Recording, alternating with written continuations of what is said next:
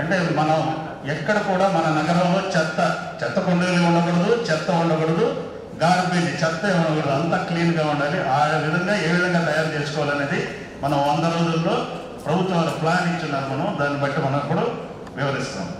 Visual cleanness of the city అంటే city వీధులు చూస్తేనే అబ్బా అందంగా ఉంది అన్నట్టుగా ఉండేట్టుగా మనం సిటీని తయారు చేసుకోవాలి. 100% source regulation with community participation. దీంట్లో ఈసారి ఇచ్చిన గైడ్ లైన్లో ఎక్కువగా ప్రజల భాగస్వామ్యంతో చేయండి అని ఇచ్చున్నారు ప్రతి పాయింట్లో కూడా. ఎందుకంటే మనం సోర్స్ సెగ్రిగేషన్ అనేది గత 3-4 ఏళ్ళుగా చేస్తున్నా కానీ మనం సక్సెస్ కాలేకపోతున్నాం. 60%, 65% దాకా తీసుకెళ్ళినా మళ్ళీ 30% పడిపోతుంది. అంటే తడి చెత్త, పొడి చెత్త, హానికర చెత్త విడివిడిగా ఇవ్వలేకపోతున్నాం. ఏదో కొన్ని రోజులు చెప్తాం, ఇళ్ళ వాళ్ళు కూడా అంటే మనం చెప్పినప్పుడు కొన్ని రోజులు పాటిస్తూ ఉంటున్నారు. వాళ్ళు మొత్తం 100% కమ్యూనిటీ పార్టిసిపేషన్ అంటే ప్రజల భాగస్వామ్యం ఎక్కువగా ఇన్వాల్వ్ అయితే ఖచ్చితంగా మనం దీన్ని 100%కి చేసుకోగలం. Encouraging home composting onset. ఇప్పుడు ఎవరి చెత్త వాళ్ళ ఇంట్లోనే హోమ్ కంపోస్టింగ్ చేయాలని అది కూడా ఒక పెద్ద యాక్టివిటీ కింద తీసుకున్నాం. చాలామంది చేస్తున్నారు. ఇప్పుడు కూడా దాదాపు మనకు 63,000 ఇళ్ళు ఉంటే 9,000 మంది దాకా ఇప్పుడు కూడా కంటిన్యూ చేస్తున్నారు. ఇది 100కి 100 పాటు చేస్తే చెత్త అనేది, తడి చెత్త అనేది లేకుండా పోతుంది. పొడి చెత్త మనం మామూలుగా ఏమంటే చెత్త కొనే వాళ్ళకి ఇచ్చేసేసామంటే ఎక్కడికక్కడే చెత్త జనరేషన్ ఇది మామూలుగా చేస్తున్నాం. ఇప్పుడు మాన్యువల్గా పుష్ కార్ట్లు పెట్టి చేస్తున్నాము. ఇప్పుడు ప్రభుత్వం వారు దీనికి మెకనైజ్డ్ ఆటోలు ఇవ్వబోతున్నారు. డివిజన్ 2 మేడం గారు చెప్పినట్టు ఇవి వస్తే ఇంకా త్వరితంగా, ఇప్పుడు పుష్ కార్లు అయితే ఇంటింటికి నెట్టుకుంటూ ఓవరాలు చేయాలి. అలా కాకుండా మెకనైజ్డ్గా మోటరైజ్డ్ ఆటోలు ఇస్తే తొందరగా చేసుకునే దానికి కూడా దీంట్లో అవకాశం కల్పించున్నారు. ట్రీట్మెంట్ ఆఫ్ 100% సాలిడ్ వేస్ట్ అంటే ఎంత చెత్త జనరేట్ అవుతుందో అంతనే మనం ట్రీట్మెంట్ చేసేయాలి. మనకు మామూలుగా మన లెక్క ప్రకారం 450 గ్రాముల చెత్త వస్తే 250 గ్రాములు తడి చెత్త, 250 గ్రాములు పొడి చెత్త ఉంటుంది. దీన్ని ఏమంటే మనం తడి చెత్త అయితే ఎరువు కింద మారుస్తాం, పొడి చెత్త అయితే సెగ్రిగేట్ చేసి పేపర్, ప్లాస్టిక్, ఇనుము, గ్లాసు అవి అంటే ప్రైవేట్ వాళ్ళ ద్వారా అమ్మేస్తాం. మిగతా అసలు పనికిరానంతా తీసుకెళ్ళి మన గుత్తుకొండ వారిపాడంలో ఇనర్ట్ కింద వేస్తాం. దాన్ని కూడా సెగ్రిగేట్ చేసి బయోమైనింగ్ చేసి ఇసుక, మట్టి ఇంకేదన్నా ఉంటే దాన్ని కూడా ప్రాసెస్ చేసి ఉపయోగించుకోవాలని ఈ గైడ్ తీసుకుంటాం. తర్వాత ఒక డంపర్ బిన్ వేస్తాం. అది కాంపాక్ట్ డంపర్ బిన్ కానీ లేకపోతే కాంపాక్టర్ బిన్లో కానీ వేస్తాము. ఈ కాంపాక్టర్ బిన్ నుంచి దాన్ని తీసుకెళ్ళి ట్రీట్మెంట్ ప్లాంట్కి తీసుకెళ్తారు. ఇందువల్ల అంటే దాంట్లో అంతా అక్కడక్కడ చెత్త పెట్టడం అదంతా జరుగుతుంటుంది. కొత్తగా ఉండదండి. దీంట్లో అదనంగా మెషిన్ హాస్పిటల్ ఇప్పుడు మనం ఎక్కువ మెకనైజర్గా వాడుతున్నాం కాబట్టి 25 ఆటోలు వస్తాయి, కాంపాక్టర్ బిన్లు ఉంటాయి. ఇవి ఎప్పటికప్పుడు అప్గ్రేడేషన్లో ఉండాలి, రిపేర్లు రాకూడదు. అందుకోసం ఒక రిపేర్ షెడ్ కూడా దీంట్లో ప్రొవైడ్ చేశారు. ట్రాన్స్పోర్టేషన్ దీనికి ఫండింగ్ కోసం కూడా కొంత స్వచ్ఛాంధ్ర వాళ్ళు కానీ కొంత యూజర్ చార్జెస్ కానీ వేసి ఫండ్ కోపప్ చేసుకోవాలని కూడా దీంట్లో నిధుల గురించి కూడా కొంత సూచించున్నారు. ఇచ్చినప్పుడు ఏమవుతుందంటే మనకు డ్రై అండ్ వెట్ వేస్టేజ్ సపరేట్గా దాంట్లోనే పార్టీషన్ చేయడం జరుగుతుంది. అదేవిధంగా ప్రతి ఆటోకి కూడా ఒక కెమెరా అనేది ఫిక్స్ చేయడం జరుగుతుంది. ఎందుకంటే దాన్ని జిఎస్ ట్యాగింగ్ కూడా మనకి ట్యాగ్ చేయడం జరుగుతుంది. అంటే ఆ ఆటో ఎక్కడ ఆగింది, ఎక్కడ తీశారు అనేది కూడా మనకు ఫొటోస్ కూడా కనిపిస్తాయి. అదేవిధంగా ఇప్పుడు మనకి సెకండరీ ట్రాన్స్పోర్టేషన్ పాయింట్ అని చెప్పారు. అంటే ఇందాక మనం చెప్పినట్లు ఎక్కడ కూడా డంపర్ బిన్ ఫ్రీ సిటీ అని చెప్పాం. ఈ డంపర్ బిన్ ఫ్రీ సిటీ ఉన్నప్పుడు ఆటోలో వచ్చినటువంటి డ్రై అండ్ వెట్ వేస్టేజ్ ఎక్కడ వేయాలి, దానికి సంబంధించి ఏంటంటే ప్రతి 10 వార్డులకు కలిసి ఒక ట్రాన్స్ఫర్ స్టేషన్ పెట్టమని చెప్పారు. అంటే డైరెక్ట్గా డ్రై అనేది మనకు సంబంధించినటువంటి సపరేట్ కాంపాక్టర్లోను, అలాగే వెట్ అనేది సపరేట్ కాంపాక్టర్లోను వేసుకొని అక్కడి నుంచి మనము దానికి ట్రాన్స్పోర్టేషన్ చేయడం జరుగుతుంది. సో ఎక్కడైతే ప్రాసెసింగ్ ఉంటుందో లేకపోతే అక్కడికన్నా వెళ్ళడం జరుగుతుంది. సో మనకు దీనికి సంబంధించి ఏంటంటే సెకండరీ ట్రాన్స్పోర్టేషన్ పాయింట్కి సంబంధించి ప్రతి వార్డులో కలిపి 3000 స్క్వేర్ యార్డ్స్కి ఉన్నటువంటి మనకి సైట్ ఒకటి ఐడెంటిఫై చేసుకోవాల్సి ఉంటుంది. ఈ స్టేషన్స్ ఐడెంటిఫై చేసుకోవడం కోసం కూడా మనకు ఉన్నటువంటి 15 ఫైనాన్స్ కమిషన్ గ్రాంట్స్ నుంచి యూటిలైజ్ చేయమని చెప్పారు.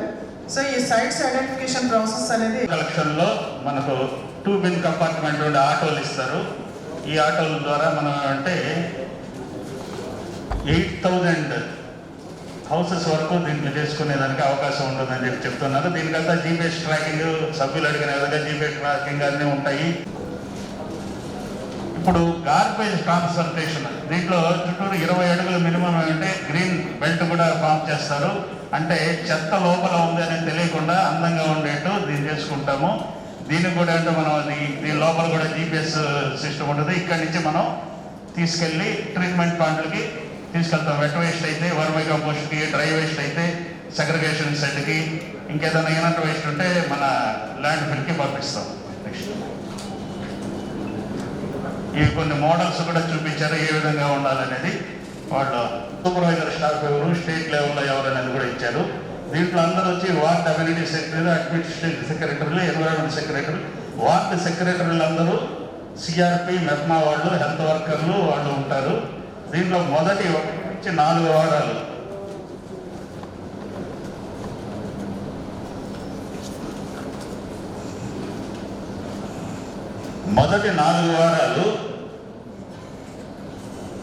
శానిటేషన్ గురించి, మన ఆరోగ్యం గురించి సెన్సిటైజేషన్, వార్డులంతా తిరిగి ఎవరెవరి సెక్రటేరియట్ పరిధిలో వాళ్ళు అక్కడంతా అవేర్నెస్ ప్రోగ్రామ్స్ చేయాలి.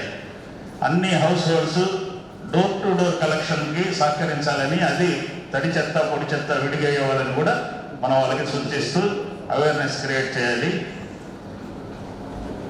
టోటల్గా దీంట్లో ఏమంటే కమ్యూనిటీ ఎన్వాల్వ్మెంట్ కూడా చూసి మనతో పాటు వాళ్ళని కూడా కలుపుకొని వెళ్తూ సెన్సిటైజేషను ఇవన్నీ వాళ్ళని అందరినీ సిద్ధం చేసుకోవాలి. కాకపోతే మన ద్వారా నగరపాలక సంస్థ ద్వారా కమ్యూనిటీ టాయిలెట్లు కట్టించడం జరుగుతుంది. 6వ వారం జీవీపీ, గార్బేజ్ కంట్రోల్ పాయింట్. అక్కడ డస్ట్బిన్ ఉండదు, ఏముండదు, అందరూ ఒక మూలగా. 7వ వారం నీళ్లు నిలబడిపోయే ఏరియాలు, ఎక్కడన్నా లో లయింగ్ ఏరియాలు ఉంటే ఎందువల్ల నీళ్లు నిలబడిపోతున్నాయి అనేది కూడా అక్కడ వాళ్ళతో చర్చించుకొని, ఎవరన్నా డ్రైన్లు ఉంటే సరిగ్గా ఫ్లో లేదా, లెవెల్స్ సరిగ్గా లేవా, దానికి డిస్పోజల్ పాయింట్ ఉందా లేదా, ఇవేమి లేకుండా ఏదైనా ఎక్కడన్నా బాటిల్ నెక్స్ ఉన్నాయా, ఇవన్నీ క్లియర్ చేసుకొని ఈ 100 రోజుల ప్రోగ్రాంలో ఈ వారంలో అక్కడెక్కడ నీళ్లు నిలవకుండా చూసుకోవాలి. మరీ లో లయింగ్ ఉంటే ఎత్తు చేయాల్సి ఉంటే కమ్యూనిటీ పార్టిసిపేషన్లో ఆ రోడ్లు కానీ ఆ లో లయింగ్ పాయింట్లు కానీ ఎత్తు చేసుకునే అవకాశం కూడా దీంట్లో ఉంటుంది.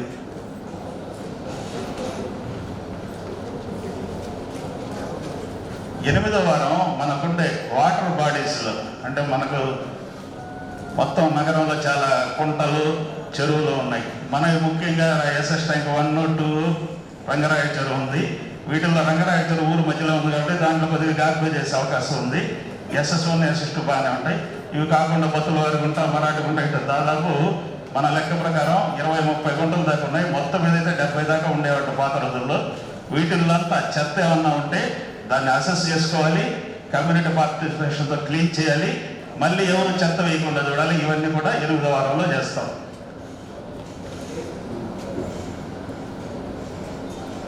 9వ వారంలో ఎవరి సెక్రటేరియట్ పరిధిలో ఉన్నవాళ్ళు స్కూల్స్, కాలేజెస్కి వెళ్ళి అక్కడ కొంతమందిని ఐడెంటిఫై చేసి మంచి హుషారుగా ఉండే స్టూడెంట్లు కానీ లేకపోతే లెక్చరర్లు కానీ వాళ్ళ దాంతో టీంలు ఏర్పాటు చేసుకుని ఆ లొకాలిటీలో ఈ 100% డోర్ టు డోర్ కలెక్షన్ గురించి, సెగ్రిగేషన్ గురించి అవేర్నెస్ క్రియేట్ చేయాలి.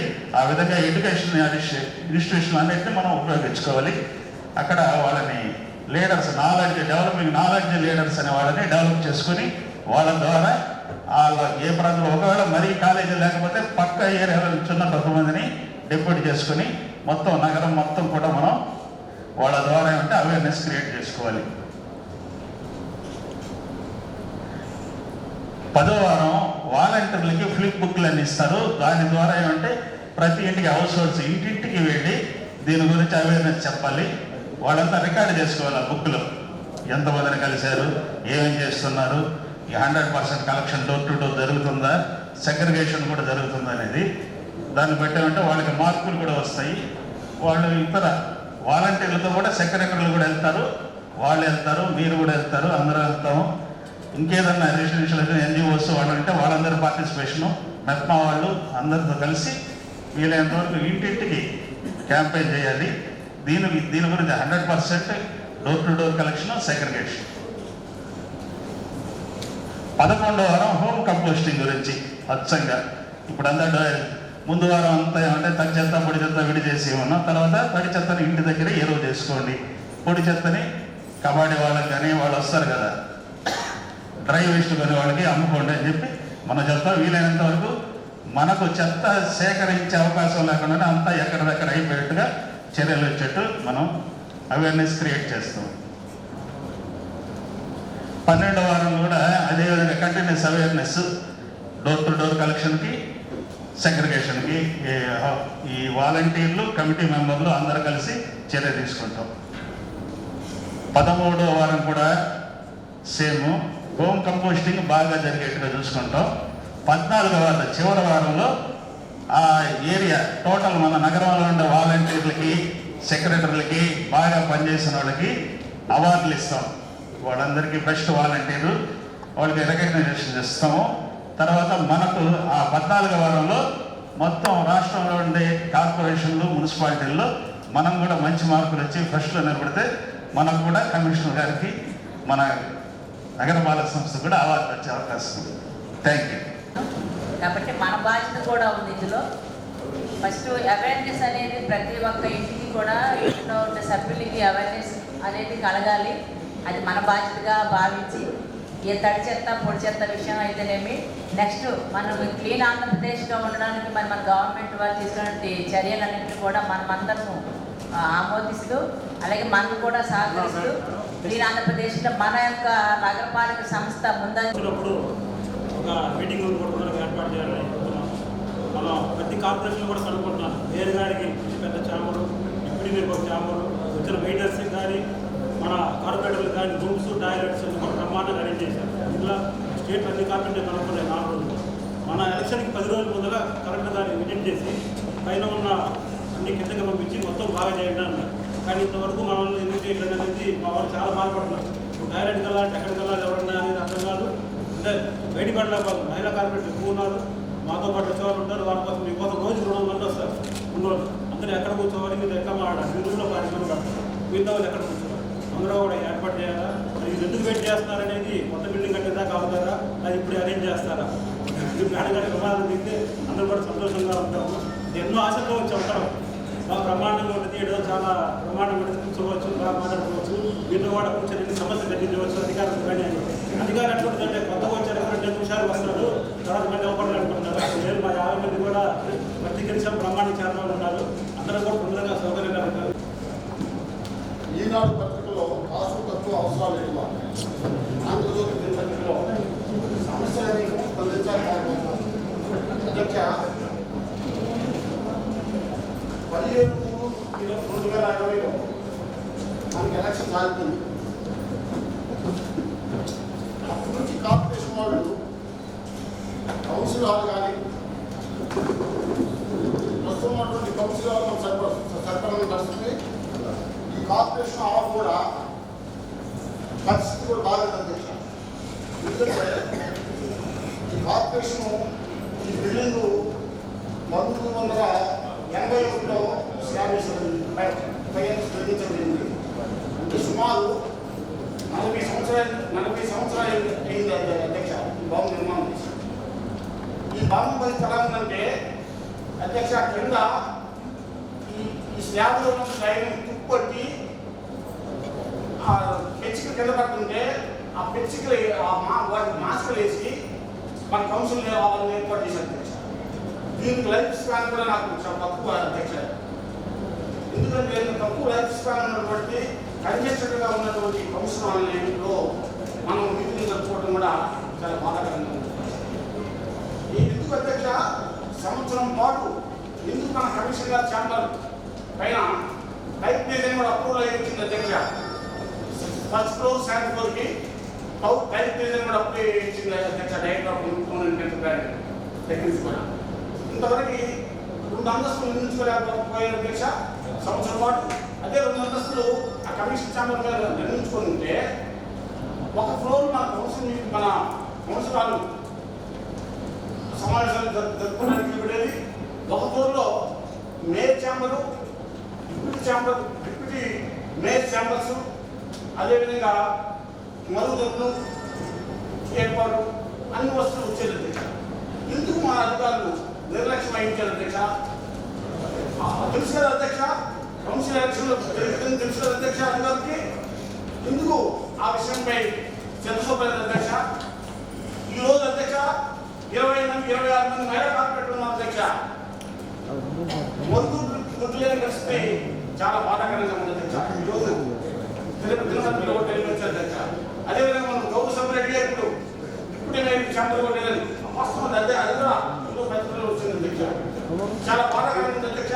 ఎప్పుడైనా రాబోయే అత్యవసర సమావేశంలో కమిషన్ ఛాంబర్ పైన 2 ఫ్లోర్లకు ఎస్టిమేట్ అంచనా తయారు చేసి లేకపోతే అధ్యక్ష మీ ద్వారా ఇన్స్పెక్షన్ ఆర్డర్ తీసుకొని అధికారులు తక్షణమే శాంక్షన్ చేసి టెండర్ పిలిపించి పనులు చేయించి భవిష్యత్తు ఇంజనీరింగ్ విభాగంలో పనిచేసిన 235 మంది కాంట్రాక్ట్ సిబ్బందికి సంబంధించి సిఆర్ నెంబర్ 02 తేదీ 27/4/2020 నందు 234 మందికి, సిఆర్ నెంబర్ 56 తేదీ 30/3/2020 నందు హార్టికల్చర్ సూపర్వైజర్కి తేదీ 1/4/2020 నుండి తేదీ 31/3/2021 వరకు శ్రీ స్పెషల్ ఆఫీసర్ మరియు కలెక్టర్ అండ్ డిస్ట్రిక్ట్ మ్యాజిస్ట్రేట్ ప్రకాశం వారు అనుమతిని మంజూరు చేసినారు. తదుపరి రాష్ట్ర ప్రభుత్వం వారు నూతనంగా ఏర్పాటు చేసిన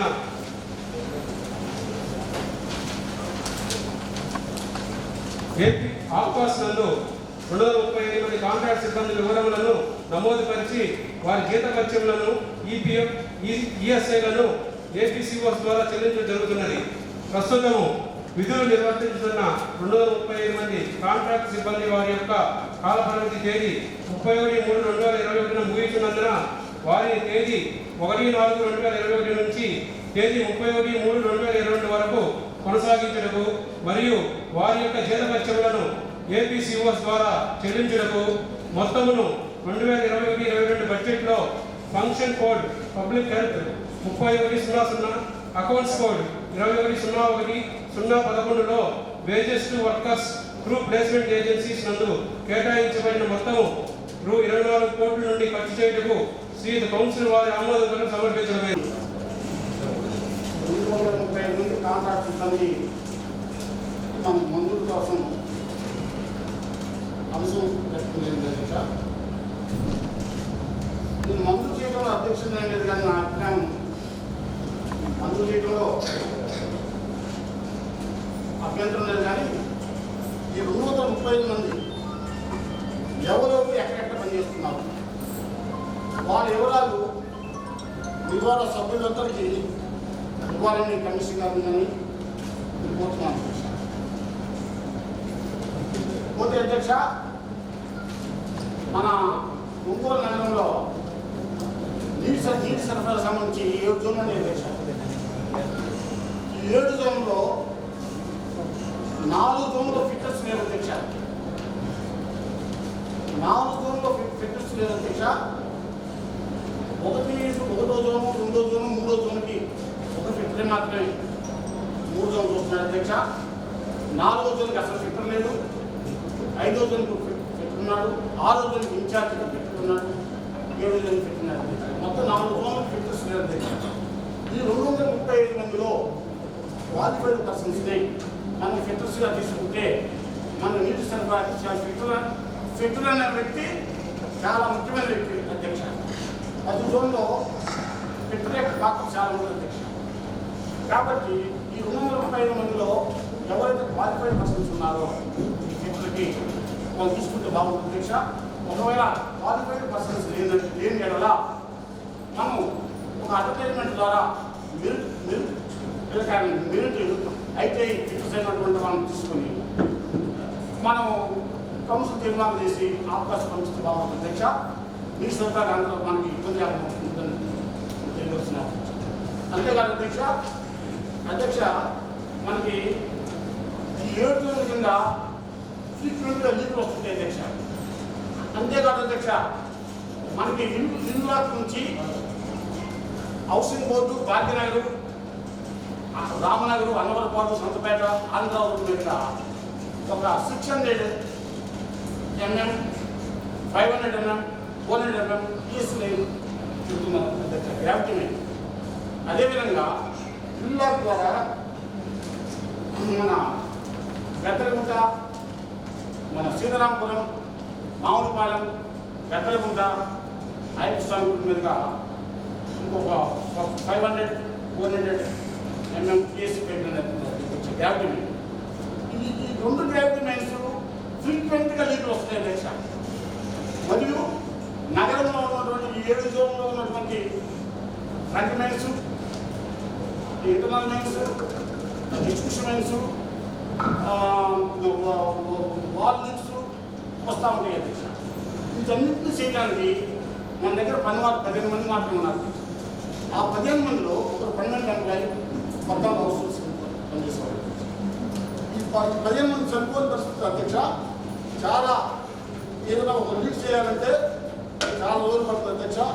ఆ లీక్ పోర్చాలన్నా కూడా చాలా మెన్ షార్టేజ్ వల్ల చాలా లేట్ అవుతుంది.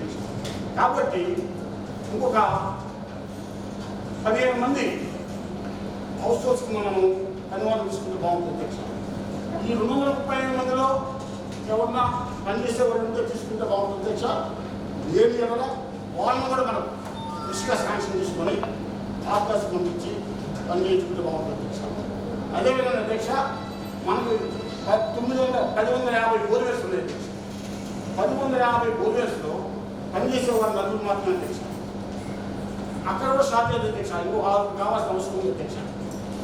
ఆ 6 కూడా ఏం 230 మంది ఎవరైనా పనిచేసే వాళ్ళు తీసుకోవడం లేని అక్కడ కొత్త శాంక్షన్ తీసుకొని అవకాశం పంపించి బోర్వెల్స్ మన వద్ద కూడా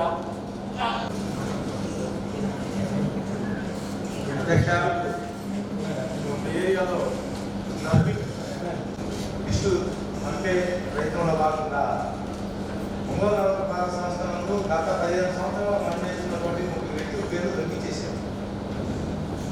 ఏ విధంగా కొత్త పేర్లు మెన్షన్ చేశారో అర్థం కావాలి. వాళ్ళు ఆగస్టులో సెప్టెంబర్ నెలలో కూడా పిఎఫ్ ఈఎస్ఐతో కూడినటువంటి శాలరీలు పొందారు పూర్తి పేమెంట్.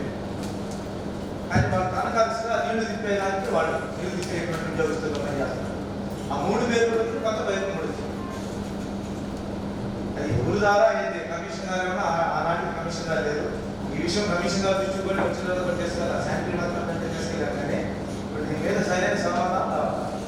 ఆగస్టులో సెప్టెంబర్లో శాలరీస్ ఇచ్చారు. సెప్టెంబర్లో వాడు సత్యానే అక్టోబర్లో పేరు వేసుకోవాలని బతిమారు కదా. ఆ 3 పేరు తీసారు, కొత్త 3 పేరు పెట్టండి. 7 ఇప్పుడు కూడా పనిచేస్తారు. అదే గతంలో కమిషన్ గారు ఎక్కించిపోయారో లేదా ఎట్లా చేశారో నాకు ఆన్సర్ కావాలి. ఇవాళ మా దృష్టికి తీసుకొచ్చారు కాబట్టి ఒకసారి దీనిపైన వెరిఫై చేసి రిప్లై పంపిస్తాం. ఇందాక సభ్యులు మాట్లాడతా పంపింగ్ మెయిన్ లీకులు అనేది మీ దృష్టికి తీసుకొని అధ్యక్ష. దీనికి మరి హౌసింగ్ బోర్డు కాలనీ నుంచి భాగ్యనగర్ కోర్టు లైన్, రామనగర్కి వెళ్ళే ఓవర్ హెడ్ ట్యాంకు వెళ్ళే పంపింగ్ మెయిన్ గత 10 సంవత్సరాలుగా అనేక లీకులతోటి అస్తవ్యస్తంగా ఉంది అధ్యక్ష. మరి మన గౌరవ మంత్రివర్యులు బాలినేని శ్రీనివాసరెడ్డి గారు మంత్రి గారు అయిన తర్వాత ఆయన దృష్టికి తీసుకుని వస్తే 2 కోట్ల రూపాయలతోటి ఈరోజు హౌసింగ్ బోర్డు కాలనీ నుంచి భాగ్యనగర్ కోర్టు లైన్ వరకు కూడా పంపింగ్ లైన్ని మార్చేదానికి టెండర్లు కూడా పిలిచి వర్క్ కూడా వీలైనంత తొందరలో చేసేదానికి కాంట్రాక్టర్ కూడా రెడీగా ఉన్నాడు అధ్యక్ష. మరి ఈ సందర్భంగా ఒకసారి బాలినేని శ్రీనివాసరెడ్డి గారికి ఈ సభాముఖంగా 2 కోట్లు శాంక్షన్ చేసినందుకు ధన్యవాదాలు తెలియజేస్తున్నాను అధ్యక్ష. మరి అదేవిధంగా అధ్యక్ష ఒక చిన్న దీంట్లోనే అమెండ్మెంట్ అధ్యక్ష. మన ఎల్ భాస్కర్ డిఈ గారు అధ్యక్ష ఇక్కడే ఉన్నారు. దయచేసి ఒకసారి సభా ముందు రావాల్సిందిగా కోరుతున్నాను. ఎన్నో సంవత్సరాల నుంచి మన మున్సిపల్ కార్పొరేషన్లో కానివ్వండి, మున్సిపాలిటీ నుంచి కానీ నాకు ఏఈ నుంచి కూడా వ్యక్తిగతంగా నేను మొదటిసారి కౌన్సిలర్గా ఉన్నప్పుడు కానివ్వండి, తర్వాత 2వసారి డిఈగా వచ్చాడు. మళ్ళీ ఇప్పుడు ఎంఈ ఆయన ఖచ్చితంగా అవుతాడు అనుకున్న తరుణంలో మరి ఆయన రిటైర్మెంట్ రేపని చెప్పి ఇప్పుడే తెలిసింది అధ్యక్ష. మరి నిజంగా ఎల్ భాస్కర్ గారు ఒంగోలు పట్టణానికి ఆయన మంచినీటి రూపకల్పనలో కానివ్వండి, అదేవిధంగా పైప్ లైన్లు కానివ్వండి, లేకపోతే మన సమ్మర్ స్టోరేజ్ ట్యాంక్ పైప్ లైన్లు వేసేదానికి కానివ్వండి, ఆయన అనేక సేవలు ఈరోజు ఒంగోలు పట్టణానికి అందించున్నారు అధ్యక్ష. నిజంగా మన కొత్తగా కౌన్సిల్ వచ్చి ఆయన మన మీటింగ్ అయిన మరుసటి రోజే రిటైర్మెంట్ అవ్వడం అంటే ఆయన చాలా ఎక్స్పీరియన్స్ అధ్యక్ష. నిజంగా అంత బాధపడాల్సిన విషయం కూడా. అటువంటి మంచి ఎక్స్పీరియన్స్ ఉన్న పర్సన్ మనం మిస్ కావడం అనేది. మరి ఈ సందర్భంగా ఆయనకి, ఆయన కుటుంబానికి భవిష్యత్తులో అంతా ఆయుర ఆరోగ్యాలతో ఉండాలని చెప్పని కౌన్సిల్ తరఫున, మీ తరఫున, ఒంగోలు పట్టణ ప్రజలందరి తరఫున కూడా నేను మనస్ఫూర్తిగా కోరుకుంటా ఉన్నాను. ఇంకా ఆయన సేవలు ఏదైనా అవకాశం ఉంటే తప్పకుండా మన మున్సిపల్ కార్పొరేషన్ ద్వారా వాడుకోవాల్సిందిగా మిమ్మల్ని మరీ నేను రిక్వెస్ట్ చేస్తా ఉన్నాను అధ్యక్ష. 4 మంది ఉన్నారు. మరి కొంతమంది కౌన్సిలర్లు ఇంకా షార్టేజ్ అంటారు. 34 మంది మన ఇంజనీరింగ్ విభాగంలో ఏ విభాగంలో ఎంతమంది పనిచేస్తున్నారు, వాళ్ళకి ఏ నామ ప్రకారం ఇచ్చారు, క్వాలిఫైగా ఉన్నారా, మామూలు వరకు ఉంటున్నారా, పనిచేస్తున్నారా లేదా అనేది ఒక వివరణ కూడా మనం ఇవ్వాలి.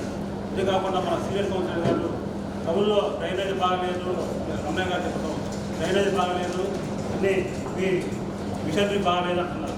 మనం ఏదన్నా ఒక వాటిలో తిరిగి దాని గురించి అధికారులు అడిగితే ఫండ్స్ గత ప్రభుత్వం వాడింది అంటున్నారు. మరి గత ప్రభుత్వం 100 కోట్లు అనేది దేనికి వాడిందని మాకు ఇప్పటికి అర్థం కావాలి. మనం నేను అన్నాను కాదు, మాకు చూస్తున్నాను దేనికి వాడింది మాకు అర్థం కావాలి. కొత్తగా ఫండ్స్ తేవాలంటే గత ప్రభుత్వం వాడేసింది, మీ దగ్గర లేవంటారు. అట్లా కాకుండా మనం గట్టిగా కృషి చేసి ఇంకా ఫండ్స్ బాగా తీసుకొచ్చి మన మున్సిపాలిటీ అభివృద్ధికి చేయాలి. అదేవిధంగా టౌన్ ప్లానింగ్లో ఎంతమంది అవుట్ సోర్సింగ్ ఉన్నారు, రెవెన్యూ డిపార్ట్మెంట్ ఎంతమంది అవుట్ సోర్సింగ్ ఉన్నారు, అదే శానిటేషన్లో ఎంతమంది ఉన్నారు, సభాముఖంగా కొంచెం మీ ద్వారా తెలియజేయగా మనం కోరుతున్నాము. అధ్యక్ష, గత ప్రభుత్వంలో వాళ్ళు ఉదాహరణగా ఇంతమంది అవుట్ సోర్సింగ్ వాళ్ళు ఇచ్చి వాళ్ళందరికీ కావాల్సినంత పని ఏర్పాటు చేశారు. కానీ ఇప్పుడైతే వాళ్ళకి ఆశించినంత పని లేదు అధ్యక్ష. ఎక్కడెక్కడో పని చేస్తున్నారు, ఎవరు వస్తున్నారో తెలియదు, ఏ డిపార్ట్మెంట్ ఉన్నారో తెలియదు. ఒక ఇంజనీరింగ్ సెక్షన్లో కొంతమంది ఇళ్లలో పనిచేస్తున్నారని మనకు వెనుకడే అధ్యక్ష. ఇంజనీరింగ్ దగ్గర వాళ్ళు ఇంట్లో పనిచేస్తున్నారు, ఎక్కడున్నారు, అటెండెన్స్ లేదు, ఏం లేదు, వాళ్ళు ఇష్టం చేస్తున్నారు. అదేవిధంగా టౌన్ ప్లానింగ్లో వాళ్ళకి ఎలక్ట్రిసిటీ డిపార్ట్మెంట్లో కానీ ఎక్కడెక్కడ అందరూ కూడా గౌరవ సభ్యులు కోరినట్టుగా ఎప్పటి నుంచి వీళ్ళకి అపాయింట్మెంట్ ఇచ్చారు, వాళ్ళు కూడా ఎక్కడెక్కడ రెగ్యులర్గా వీళ్ళంతా పనిచేస్తున్నారు, ఏదో వాళ్ళకి పని విభజన జరిగిందా, డైలీ వర్క్ ఏమేంటి అనేది డైలీ తెలియజేస్తారు, లేదంటే ఒక వర్క్ ఇచ్చేసి ఇంక వాళ్ళ దాని మీదుగానే వర్క్ చేస్తున్నారా. అలాగే వీళ్ళకి ఇప్పుడు ఏంటంటే ఎవరు సరిగ్గా వర్క్ చేయట్లేదు అనేది అందరి యొక్క ఆలోచన. కాబట్టి మనకి వాళ్ళందరికీ కూడా బయోమెట్రిక్ అనేది ఏర్పాటు చేసినట్లయితే బాగుంటుందని, అలాగే ఆఫీస్లో కూడా బయోమెట్రిక్ సిస్టమ్ అంటూ ఉంటే అసలు అందరూ కూడా సక్రమంగా పనిచేస్తారనేది ప్రజల యొక్క కార్పొరేషన్ ప్రజలు పైగా మన గౌరవ మేయర్ గారు చెప్పినట్లు బయోమెట్రిక్ అటెండెన్స్ అనేది మనకి యాక్చువల్గా ఉండేది ఇక్కడ కార్పొరేషన్లో. కానీ కరోనా వచ్చినప్పుడు లాస్ట్ ఇయర్ మనకి గవర్నమెంట్ ఆఫ్ ఇండియా ఇన్స్ట్రక్షన్స్ ఇచ్చారు. ఎందుకంటే టచింగ్ అంటే మనం టచ్ చేస్తే కూడా కొన్ని కేసెస్ మనకు రిపోర్ట్ అవుతున్నాయి. కాబట్టి వాళ్ళు అప్పుడు ఇన్స్ట్రక్షన్స్ ఇవ్వడం వలన మనం అప్పుడు బయోమెట్రిక్ స్టాప్ చేయడం జరిగింది. అదేవిధంగా ప్రస్తుతం సెకండ్ వేవ్లో ఉన్నాం కాబట్టి ఈ కంప్లీట్గా కొద్దిగా కరోనా తగ్గిన తర్వాత తప్పనిసరిగా బయోమెట్రిక్ అటెండెన్స్ అనేది ఇంట్రడ్యూస్ చేయడం జరుగుతుంది. అలాగే సభ్యులు అడిగినట్లు మన దగ్గర ఉన్నటువంటి ఇంజనీరింగ్ దాంట్లో మనకు మొత్తం ఆఫీస్ స్టాఫ్, కంప్యూటర్ ఆపరేటర్స్ కానీ, డేటా ఎంట్రీ ప్రాసెసింగ్ కానీ, తర్వాత ట్రీ ప్లాంటేషన్ కానీ, street light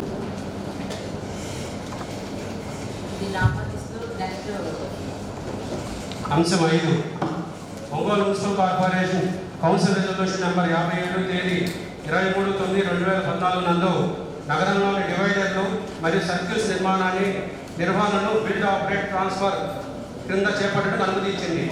Ongole municipal corporation ప్రభుత్వ ఉత్తర్వులు నెంబర్ 56 తేదీ 5/2/2011 municipal administration and urban development J1 department ప్రకారము MS ads and ads agency Ongole వారు సమర్పించిన అతి తక్కువ ఆఫర్ను బిల్డ్ ఆపరేట్ ట్రాన్స్ఫర్ BOD పద్ధతి ప్రకారం నగరంలోని డివైడర్స్ మరియు సర్కిల్స్ నిర్మాణం కోసం మొదటగా 3 సంవత్సరాల పాటు తదుపరి ఏజెన్సీ యొక్క సంతృప్తికరమైన పనితీరు ద్వారా ప్రతి 3 సంవత్సరాలకు ఒకసారి పొడిగింపు చొప్పున మొత్తం 25 సంవత్సరాల వరకు పొడిగించుటకు కౌన్సిల్ రిజల్యూషన్ నెంబర్ 65 తేదీ 31/1/2015 ఆమోదించున్నారు. ఆమోదించబడిన MS ads and ads agency Ongole వారు 18/4/2015 బిల్డ్ ఆపరేటర్ ట్రాన్స్ఫర్ BOD పద్ధతిలో డివైడర్స్ మరియు సర్కిల్స్ నిర్మాణానికి నగరపాలక సంస్థతో అగ్రిమెంట్ చేసుకొని డివైడర్స్ మరియు సర్కిల్స్ నిర్మాణాన్ని పూర్తి చేసి నిర్వహణ చేపట్టింది. మొదటి 3 సంవత్సరాల కాలం 17/4/2018 నాటికి పూర్తయింది.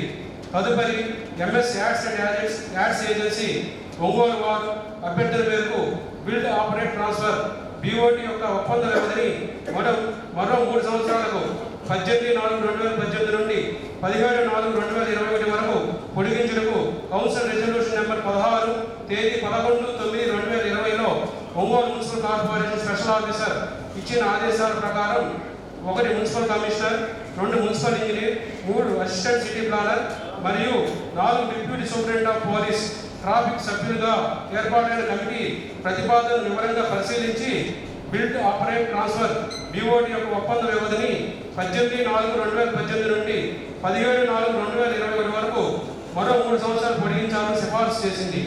ఆమోదించిన ఉత్తర్వుల మేరకు MS ads and ads agency Ongole వారు తేదీ 18/4/2018 నుండి 17/4/2021 వరకు రెండవసారి మరో 3 సంవత్సరాల కాలానికి బిల్డ్ ఆపరేట్ ట్రాన్స్ఫర్ బీఓటీ పద్ధతిలో డివైడర్స్ మరియు సర్కిల్స్ నిర్మాణానికి నగరపాలక సంస్థ అగ్రిమెంట్ చేసుకొని డివైడర్స్ మరియు సర్కిల్స్ నిర్మాణం చేపట్టింది. MS ads and ads agency Ongole వారు వారి యొక్క అర్జీ నందు తేదీ 18/4/2021 నుండి 17/4/2024 వరకు మరో 3 సంవత్సరాలకు బిల్డ్ ఆపరేట్ ట్రాన్స్ఫర్ బీఓటీ యొక్క ఒప్పంద వ్యవధిని ప్రభుత్వ ఉత్తర్వులు నెంబర్ 56 తేదీ 5/6/2011 municipal administration and urban development J1 department ప్రకారము ఏజెన్సీ యొక్క సంతృప్తికరమైన పనితీరుపై అగ్రిమెంట్ కాలాన్ని ప్రతి 3 సంవత్సరాలు మించకుండా 25 సంవత్సరాల వరకు పొడిగించవచ్చు. కావున ఒంగోలు మున్సిపల్ కార్పొరేషన్ నందలి డివైడర్స్ మరియు సర్కిల్స్ నిర్వహణను బిల్డ్ ఆపరేట్ ట్రాన్స్ఫర్ బీఓటీ కింద MS ads and ads agency Ongole వారికి 3వసారిగా అగ్రిమెంట్ కాలాన్ని మరొక 3 సంవత్సరాల కాల వ్యవధి తేదీ 18/4/2021 నుండి తేదీ 17/4/2024 వరకు పొడిగించడకు ప్రతి 3 సంవత్సరాలకు ఒకసారి రెన్యువల్ చేస్తున్నటువంటి ఈ ఎజెండాని ఇప్పటి వరకు ఏ అధికారులు చేస్తున్నారు కాబట్టి వారి యొక్క సంతృప్తికరమైన పనితీరుని మీ ద్వారా కౌన్సిల్ సభ్యులకి తెలియపరచాలని, అట్లానే వారి యొక్క కమిట్మెంట్ యాక్సెప్ట్స్ కూడా అంటే పేమెంట్స్ అవన్నీ ఎట్లా జరిగాయి అనేది. రెండోది మీ ద్వారా తెలియజేసింది ఏంటంటే గవర్నమెంట్ యాడ్స్కి ఒక రకమైన కోడింగు, కమర్షియల్ యాక్స్పెక్ట్స్కి ఒక రకమైన కోడింగు ఇచ్చి ఆ పర్పస్ ద్వారా వాళ్ళకి ఇది ఇవ్వాలని మరొకసారి మీ ద్వారా తెలియజేసుకుంటూ 17/4/2021 వరకు దీనికి టైం ఉంది కాబట్టి మీరు అధికారుల దగ్గర నుంచి ఫుల్ ఇన్ఫర్మేషన్ తెప్పించుకొని వాళ్ళ ద్వారా కౌన్సిల్ సభ్యులకి ఆల్రెడీ 2 టైమ్స్ రెన్యువల్ చేశారు అధ్యక్ష. కానీ ఈ ట్రాఫిక్ ఐలాండ్స్ వచ్చేసి అగ్రిమెంట్లో 9 సెంటర్స్లో పొందుపరిచారు అధ్యక్ష. ఒకటి వచ్చి Ballametta centre, south bypass junction, పాత market junction, railway station outgate junction, Kothapatnam bus stand circle, పాత మార్కెట్ దగ్గర Kurnool road bypass flyover bridge కింద, నార్త్ బైపాస్ జంక్షను మరియు ట్రంప్ రోడ్ నందు రిమ్స్ హాస్పిటల్ నందు. వీటిల్లో బల్లమెట్ట సెంటరు మరియు అద్దెకు బస్టాండ్ సర్కిల్, బల్లమెట్ట సర్కిల్ 4 చోట్లే ఈ ట్రాఫిక్ ఐలాండ్స్ అనేవి ఏర్పాటు చేయడం జరిగింది అధ్యక్ష. మరి మిగిలిన చోట్ల ఈ ట్రాఫిక్ ఐలాండ్స్ సరిగా ఏర్పాటు చేయలేదు, కానీ వాటికి కూడా దీంట్లో ఆమోదం తెలపడం జరిగింది. మరియు బలమెట్ట సెంటర్లో అయితే ఏమి మిగిలిన మన కొత్త మార్కెట్ దగ్గర అయితే ఏమి ఈ ట్రాఫిక్ ఐలాండ్స్ గ్రీనరీ మెయింటైన్ చేయట్లేదు అధ్యక్ష. మరియు ఇంకోటి ఇప్పటికి ఈ సంతృప్తికరమైన పనితీరు లేనందువల్ల మరి దీన్ని ఏ విధంగా ఆమోదిస్తారు? చేసి చెట్లు లైటింగ్స్ వేయవలసిందిగా కోరుచున్నాను అధ్యక్ష. కర్నూలు 45 డివిజన్ అధ్యక్ష. కొంత బాగా చేస్తున్నారు అధ్యక్ష. ఇవాళ మరి 5వ కాలంగా మీరు ప్రవేశపెట్టినటువంటి యాడ్స్ అండ్ యాడ్స్ ఏజెన్సీస్ వారి బీఓటీ పద్ధతి ద్వారా కౌన్సిల్ ఆమోదం పొందడానికి అధ్యక్ష. నేను మీ ద్వారా కౌన్సిల్ సభ్యులందరికీ తెలియజేయడం ఏంటంటే అధ్యక్ష, బీఓటీ సిస్టమ్ అనేది బిల్డ్ ఆపరేట్ ట్రాన్స్ఫర్ అనే సిస్టమ్ ద్వారా ఈ పద్ధతిని మున్సిపాలిటీ వాళ్ళు అమలుంచడం జరిగింది అధ్యక్ష. అంటే కాంట్రాక్టర్ అనే పదము లేకపోతే మున్సిపాలిటీ ఫండ్ ఎటువంటి ఫండ్ లేకుండా PPP అనే ఒక అత్యాధునికమైనటువంటి పట్టణాల్లో జరిగేటువంటి సిస్టమ్ని ఆ రోజు 2015న ఒంగోలు నగరంలో ఈ డివైడర్లకు కానివ్వండి మరియు పట్టణ సర్కిల్స్లో కానివ్వండి ప్రవేశపెట్టడం జరిగింది అధ్యక్ష. దీనికి కాను ఆ సదరు యాక్సిడెంట్ అనే ఏజెన్సీస్ వారికి దాదాపుగా 25 సంవత్సరాల వరకు వాళ్ళ ఏజెన్సీ నడుపుకోవాల్సినటువంటి అన్ని అర్హతలు అప్పటి స్పెషల్ ఆఫీసర్ ద్వారా పొందడం జరిగింది అధ్యక్ష. దానికి ప్రతి 3 సంవత్సరాల యొక్క ఏజెన్సీ యొక్క పనితీరు సాటిస్ఫాక్టరీ సర్టిఫికేట్ అనేది కన్సర్న్ డిపార్ట్మెంట్ ద్వారా పొంది ప్రతి 3 సంవత్సరాలకు కూడా రెన్యువల్ చేసే అనే సిస్టమ్ ఇది చట్టం ద్వారా పొందినటువంటి సిస్టమ్ అధ్యక్ష. ఇప్పుడు పై తెలిపినటువంటి అన్ని సర్కిల్స్లో కూడా అధ్యక్ష మున్సిపల్ కార్పొరేషన్ వాళ్ళు గ్రీనరీ సప్లై చేస్తే అక్కడ ఆ యాక్షన్ ట్యాక్స్ అనే వాళ్ళు మెయింటెనెన్స్ వరకు మాత్రమే వాళ్ళ బాధ్యత అధ్యక్ష.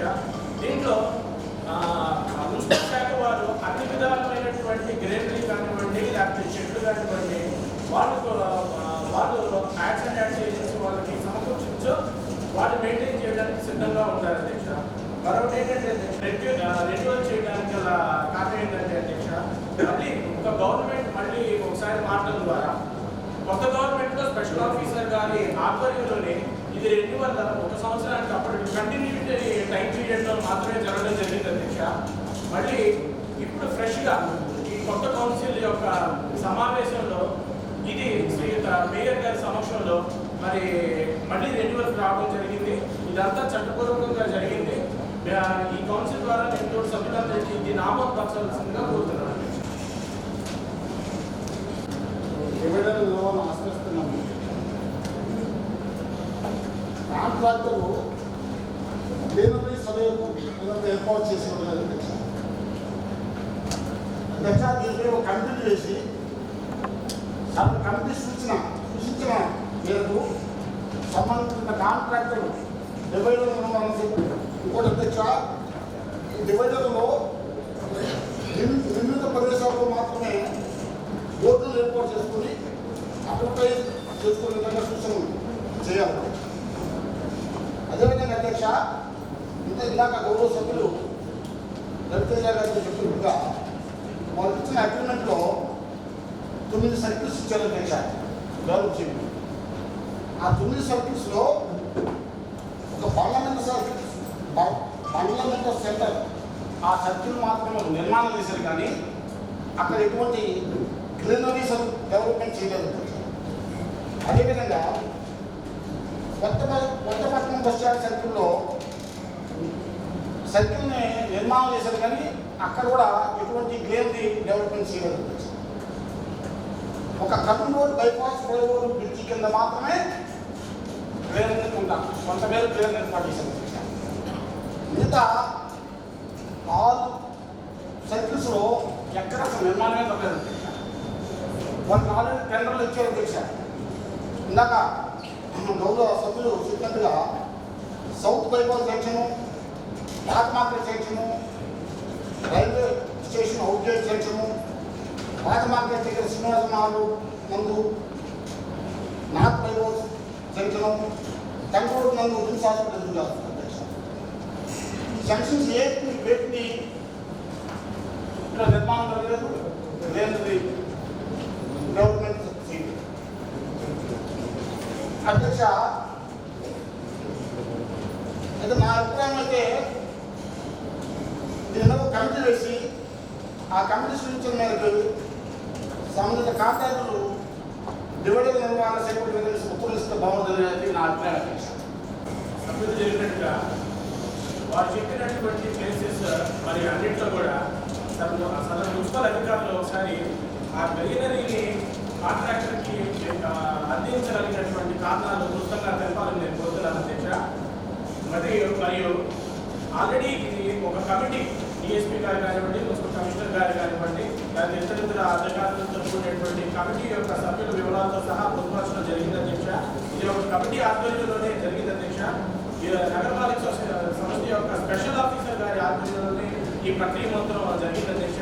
మున్సిపల్ శాఖ అధికారులు గుడ్ పర్ఫెక్ట్ మేనేజ్మెంట్ సర్టిఫికేట్ కూడా ఇవ్వడం జరిగింది అధ్యక్ష.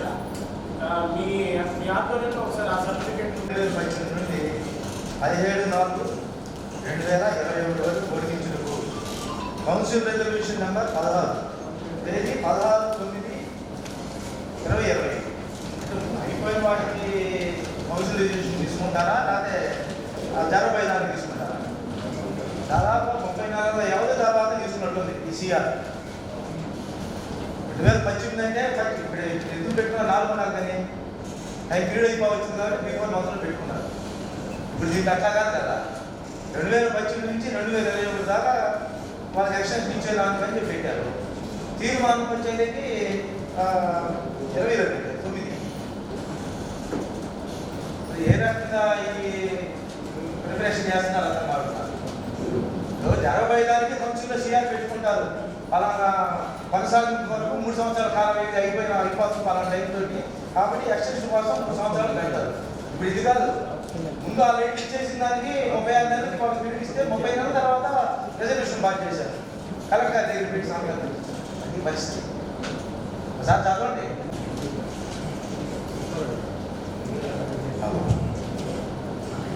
గౌరవ మేయర్ గారికి అలాగే బోర్డు సభ్యులకు అభినందనలు. మరి అజెండాలో ముందుకు వచ్చినటువంటి ఈ 6 అంశాల్లో మరి 5వ అంశం వచ్చేటప్పటికి మెసర్స్ యాడ్స్ అండ్ యాడ్స్ వారికి డివైడర్స్ అండ్ ఆ సర్కిల్స్ మెయింటెనెన్స్ గురించి వారికి కాంట్రాక్ట్ ఇవ్వడము, అది పీరియాడికల్లీ అంటే ఎక్స్టెండ్ చేయడం జరుగుతుంది. ఈ విషయం వచ్చేటప్పటికి మనందరికి కౌన్సిల్ సభ్యులకి ఒక రకమైనటువంటి అంబిగిటీ ఉంది, క్లారిటీ లేదు. ఇప్పుడు సీనియర్ మాజీ కౌన్సిలర్ గారు, ప్రజెంట్ కార్పొరేటర్ గారు మాధవ్ గారు చెప్పినట్టు మరి ప్రీవియస్లీ 9th మంత్లో 2020 9th మంత్లో దానికి ఆమోదం తెలిపినట్టు తెలియజేస్తున్నారు. కాబట్టి ఇప్పటికి ఈ కౌన్సిల్ ఈ రోజు వచ్చేటప్పటికి మరి 17/4 వరకు దానికి టైం ఉందని చెప్తున్నారు. కాబట్టి అజెండాలో ఉన్నటువంటి ఈ అంశాన్ని మాత్రం 5వ అంశాన్ని మాత్రం కొంచెం ఆపి దాని గురించి మనం ఒకసారి కమిషనర్ గారితో కానీ మరి మిగిలిన సభ్యులతో కానీ చర్చించి ఈ విషయం మీద ఒక నిర్ణయం తీసుకుంటే బాగుంటుందని నేను అనుకుంటున్నాను. మరి మిగతా అంశాలన్నీ వచ్చేటప్పటికి రేపటితో ముగుస్తున్నాయి కాబట్టి గడువు మనం వాటి మీద ఆమోదం తీసుకోవచ్చు. కానీ ఈ అంశం వచ్చే వరకు మరి 17/4 వరకు మనకు సమయం ఉంది కాబట్టి ఈ ఒక్క అంశాన్ని వాయిదా వేసుకొని దాని మీద కూలంకషంగా చర్చించుకొని ఒక నిర్ణయం తీసుకుంటే బాగుంటుందని నేను భావిస్తున్నాను. ఇమ్రాన్ గారు చెప్పారు, ఈ కాంట్రాక్ట్ అనేది బిల్డ్ ఆపరేట్ ట్రాన్స్ఫర్ పద్ధతిలో చేశారు అధ్యక్ష. మరి ఈ కాంట్రాక్ట్ యాడ్స్ అండ్ యాడ్స్ వాళ్ళు ఈ డివైడర్ కట్టి దాని మెయింటెనెన్స్ చూడటం వరకు, లేకపోతే మరి మన సభ్యులు గారు చెప్పారు అధికారులు కాంట్రాక్టర్ ద్వారా గ్రీనరీ వాళ్ళకి అందించాలని చెప్పారు. మరి గ్రీనరీ కూడా వాళ్ళే చూస్తారా, లేకపోతే మన కన్స్ట్రక్షన్ చేసి గ్రీనరీ మన మున్సిపాలిటీ వాళ్ళు అందిస్తే చేస్తారా అనేది సంబంధిత అధికారి గారిని తెలియపరచవలసిందిగా మీరు అడిగారు. దానికి సంబంధించి ముందుగా ఈ మెయింటెనెన్స్ అనేది కానీ తర్వాత కన్స్ట్రక్షన్ అనేది కానీ ఏజెన్సీ వాళ్ళే టేకప్ చేయడం జరుగుతుంది. దాంట్లో ఉన్నటువంటి మెయింటెనెన్స్ అంతా కూడా. సో నెక్స్ట్ వచ్చేసి మన గౌరవ సభ్యులు అడిగారు, అంటే గతంలో 18/4/2018 నుంచి 17/4/2021 సంబంధించి 11/9/20లో రెజల్యూషన్ తీసుకున్నారని చెప్పారు. దీనికి సంబంధించి ఏంటంటే కొన్ని మెయింటెనెన్స్ చేసినప్పుడు కొన్ని ఇష్యూస్ రేజ్ అయినప్పుడు అడ్మినిస్ట్రేటివ్ రీజన్స్ వలన గతంలో వాళ్ళు మెయింటైన్ చేస్తున్నారు కాబట్టి అది రాటిఫై చేసుకుంటూ ఆ 3 years పీరియడ్ అనేది, ఎందుకంటే గతంలోనే 25 సంవత్సరాలకు అనేది ఎక్స్టెన్షన్ ఫస్ట్లో కన్స్ట్రక్షన్ చేసేటప్పుడే అగ్రిమెంట్ చేసుకోవడం జరిగింది. కానీ కౌన్సిల్కి 3 సంవత్సరాల కంటే ఎక్కువ చేసుకునే అధికారం లేదు. 3 సంవత్సరాల తర్వాత చేసుకోవాలి అంటే, ఎక్కువ కాలంలో చేసుకోవాలి అంటే ఇది గవర్నమెంట్కి వెళ్ళి ప్రతిపాదన పంపించాల్సి ఉంటుంది. కానీ ఇనిషియల్గా 20 సంవత్సరాలు చేసి ఉన్నారు కాబట్టి ప్రతి 3 సంవత్సరాలకు ఒకసారి దీన్ని రెన్యూవల్ చేసుకోవాలి. ఆ విధంగా కొద్ది అడ్మినిస్ట్రేషన్ రీజన్స్ వలన అది కొద్దిగా డిలే అయింది. సో అక్కడి వరకు చేసుకుంటూ సబ్సిక్వెంట్గా మళ్ళీ అలాంటి పొరపాట్లు జరగకుండా ఉండడం కోసమని ముందుగానే ఈరోజు మనము కౌన్సిల్లో పెట్టి అప్రూవల్ తీసుకోవడం జరుగుతుంది.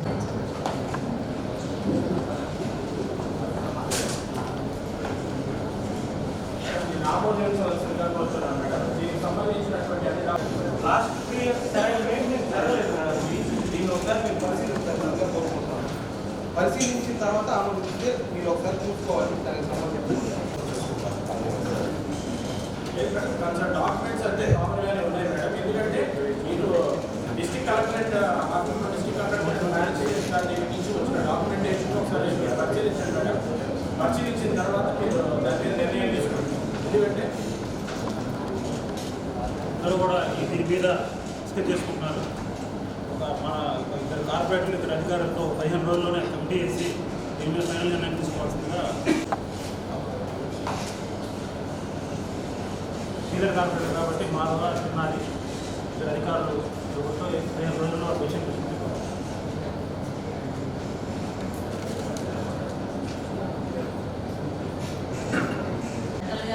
కార్పొరేషన్లో క్లీన్ అండ్ క్లీన్ అనేది మొదటి నుంచి కూడా మనం విన్నాము.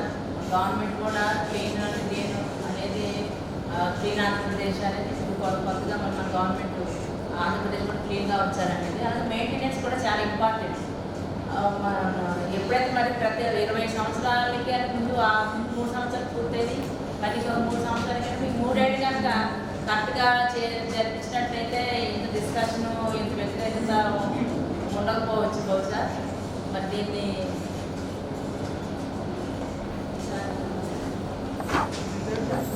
అనేది మా యొక్క ప్రతి ఏరియాస్లో కూడా డివైడర్ మాకు కూడా లాయపేటలో ప్రకాశం పత్రిక స్టాట్యూ ఉంది మేడం. అక్కడ కూడా గ్రీన్ డ్రైవ్ యాక్చువల్గా అది మనం అడ్యూలు ఇచ్చున్నాం మున్సిపాలిటీకి. దాన్ని కూడా మున్సిపాలిటీలో మెయింటైన్ చేయాలని చెప్పి ఆమోదం చెప్తున్నాం గతంలో. అటువంటి కూడా ముందు కన్సిడర్ చేయాలా. ఎందుకంటే 9th ఆపేస్తే పట్టణంలో 50 డివిజన్లు ఉన్నాయి, అన్ని చోట్ల కావాలని చెప్పి అందరి కోరిక.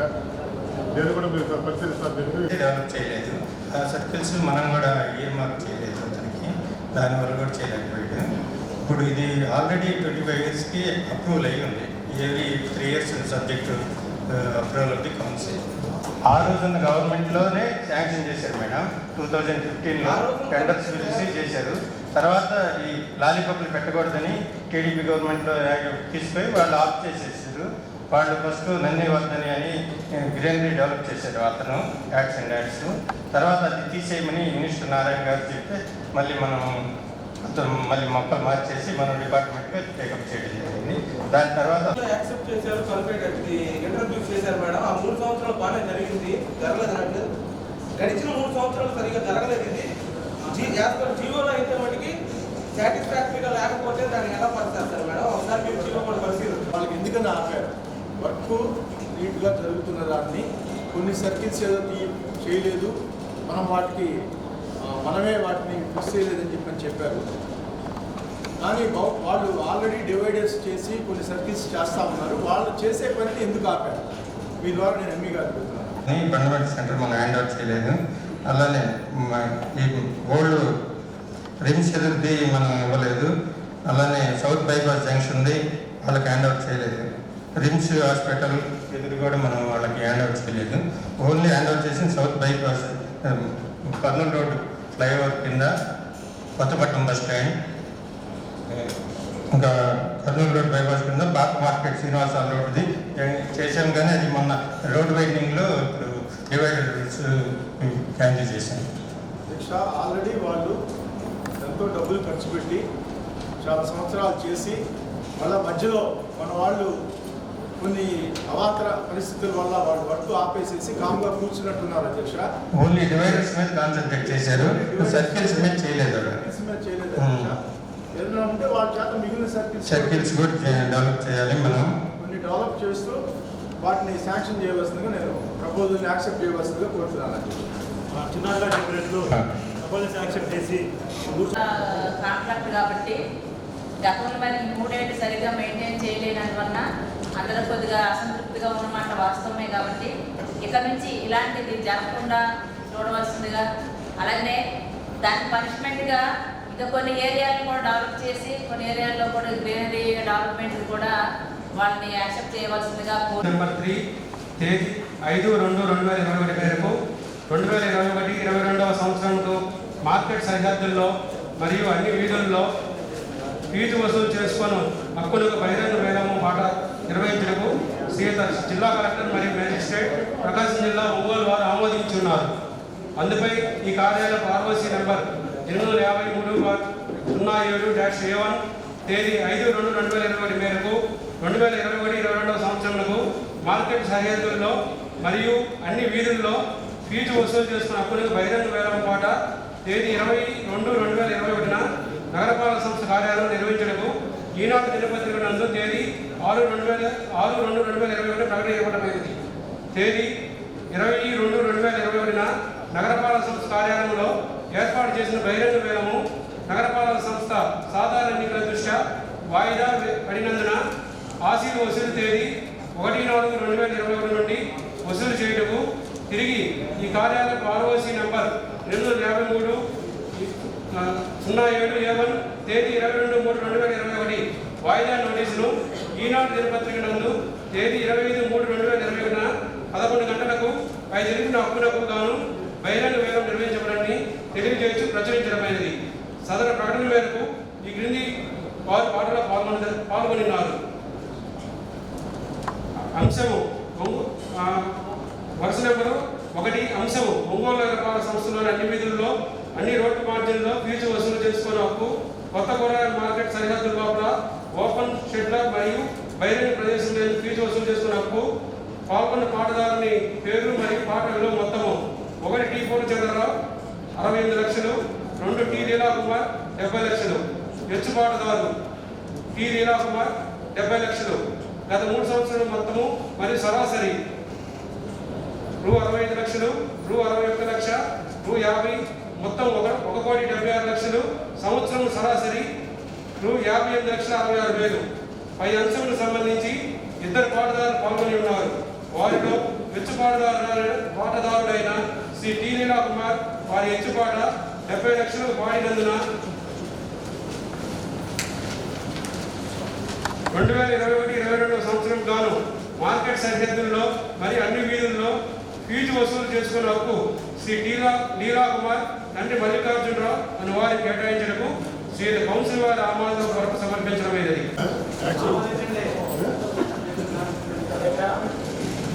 ఇద్దరే వచ్చారా? ఆట ముగ్గురంతా వినుకున్నారు కదా, ఎలా వెళ్ళిపోయింది.